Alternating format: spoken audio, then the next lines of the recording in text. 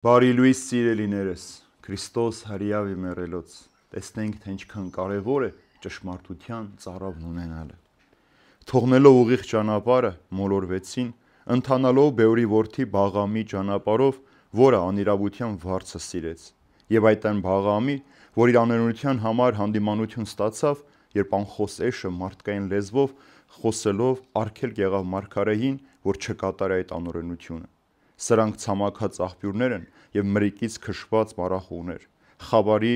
աղջամուղջները հավիտյան նրանց համար են պահված, քանզի մեծախոս են և սնոտի բաներ բարբառելով, անառակություններով, մարմնի ցանկություններով խաբում են նրանց, որոնք ստուգապես փախել էին մոլորության մեջ թափառողներից։ Տեսեք սիրելիներս, Բաղամ մարգարեի օրինակը բերելով ցույց է տալիս, որ այն մարդիկ, ովքեր հեռանում են ճշմարիտ ճանապարհից, որ Հիսուս Քրիստոսը,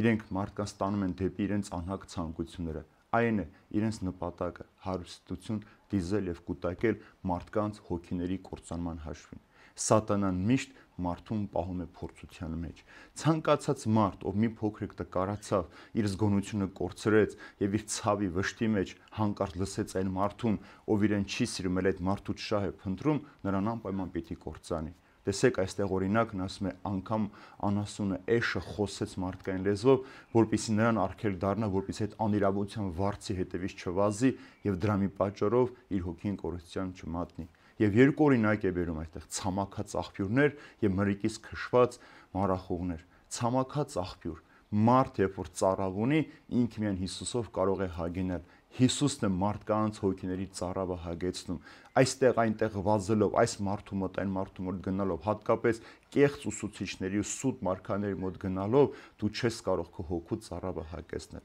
Ինչու առաքյալը նրանց ասում մրրիկից քշված մառախուղներ։ Մառախուղը, գիտեք, իր հետ բերում է ցող։ Սրանք այնքան կեղծ են, որ անգամ այդ ցողը չունեն, իրենք անպամում են, բայց անձրև չեն բերում։ Դրա համար որոշ ժամանակ հետո անհետանում են։ Իսկ քրիստոնյայի առաքելությունը անպամած լինելով հանդերձ անձրևելն է, որը օգուտ է տալիս յուրաքանչյուր մարդու համար։ Եվ այս մարդիկ, ասում է, սուտ եւ սնոտի խոսքերով խաբում են։ Այսօր շատ հեշտ է մարդկանց խաբել կեղծավոր լեզուն ու քաղցր լեզուներով, այնպիսի լեզու, որ մարդուն կարող ես անգամ օձին բնից հանել, այս զգացումներով դու մարդուն կարող ես հեշտությամբ խաբել եւ մարդը խաբված լինել։ Բայց այս կեղծիքի ստախոսության մեջ իրենք էլ չգիտեն ինչ են ասում։ Մենք տեսնում ենք մարդկանց, որ ամբողջ ժամով կարող են խոսել, բայց ոչ մի մաս չկա այդ խոսքի մեջ, որովհետև այդ խոսքի մեջ կա ատելություն, կա արհամարհանք, կա մերժում եւ վերջապես իրենց ծառայեցնելու մեծ ցանկություն, ստրկություն մարդու մեջ։ Եվ ինչ են սովորեցնում այսօր, ինչ է կատարում հատկապես արևմուտքում։